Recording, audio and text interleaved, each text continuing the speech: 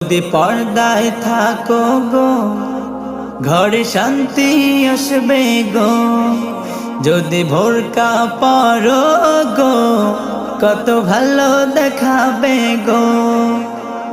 নামাজ পড়ো রোজা রাখো আর স্বামীর সেবা করো, কবর শান্তি হবে আবার জান্নাত পাবে গো। যদি পর্দায় থাকো গো ঘরে শান্তি আসবে গো, যদি ভোরকা পরো গো কত ভালো দেখাবে গো। তুমি হাসরে হবে গো আসামি, তবে পর্দায় থাকলে মুক্তি পাবে তুমি।